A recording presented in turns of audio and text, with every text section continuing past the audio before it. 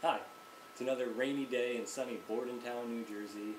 I'm your friendly neighborhood Bill Lambusta, and this is a special video edition podcast of High Fives.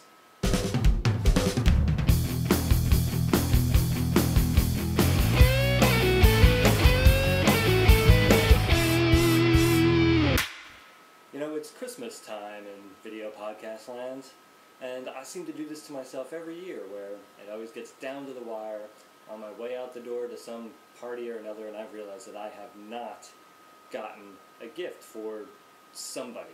There's someone on my list that I just forgot.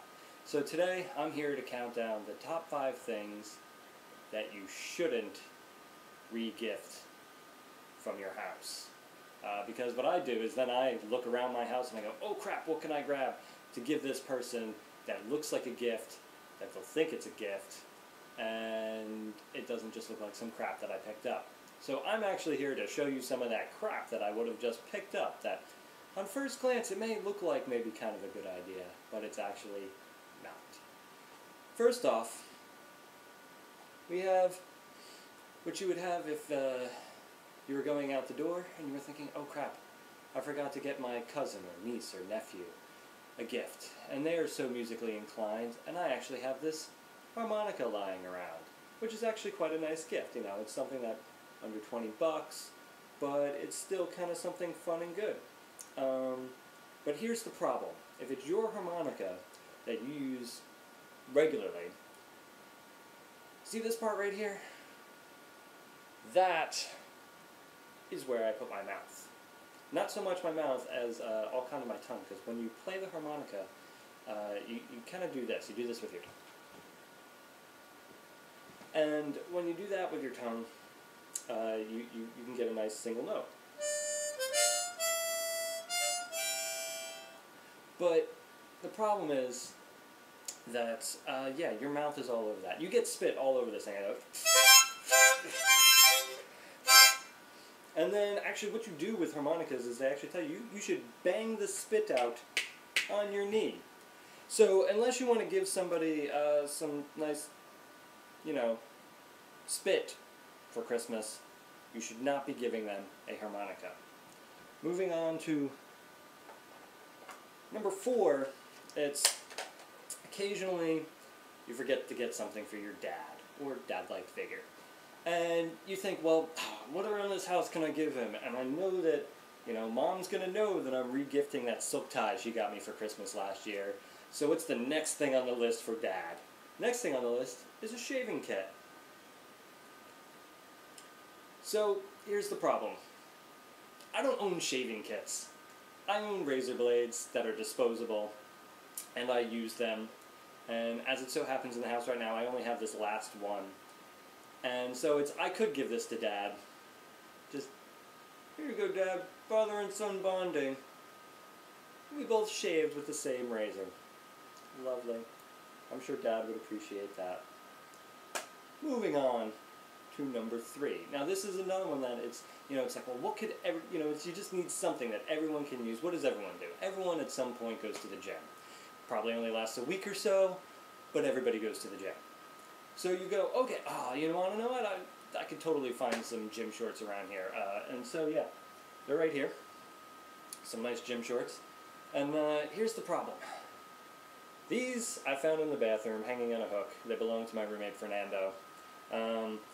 There's 2 problems with this gift. One, I think Fernando just wears these to bed. He probably doesn't wash them all that much. He probably does his laundry while wearing these.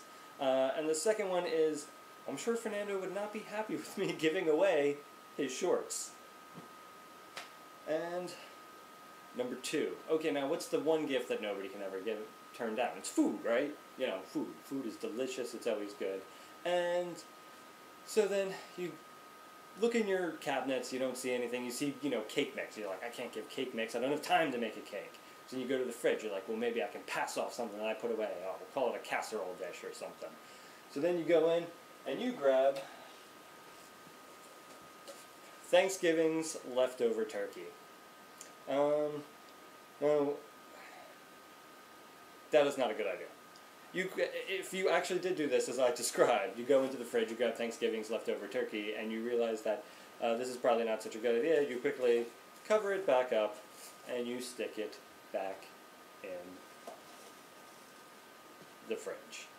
Now, the number one thing that you should not give, at least for my household, is you look around and you go, oh crap, I have to give something awesome.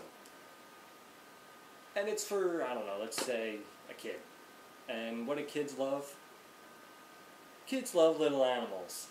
So then you look around your house and you go, oh crap, I better grab a little animal. Here, buddy. Come here.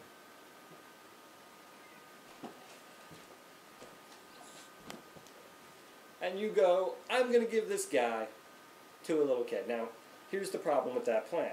This little guy right here, he's not a very happy kitty all the time. See, look at that. Does that look like a happy kitty? No. No, it does not. I'll let him go. But he is not a happy kitty all the time, and occasionally he does things like, let's see if we can get that. Right there. You see that? That is over a week old and it still hasn't fully healed. That is the evil that my cat Bam gives out into the world. It's, Santa Claus gives gifts, Bam gives bites. So, there you have it. That is our 5 things that you shouldn't re-gift for Christmas. My name is Bill Lambusta. You can check me out at shoddypodcastnetwork.com, or I'd like to hear what do you think you should not be re-gifting from your house. Leave some comments. There's probably something there, either Facebook, YouTube, the blog that it's going to be posted on. Down there somewhere there's going to be comment things. Or email me, bill@shoddypodcastnetwork.com. So check out the regular audio podcast, which you can get on iTunes, or just go to shoddypodcastnetwork.com. Thanks for watching, not listening. Have a nice day. Merry Christmas.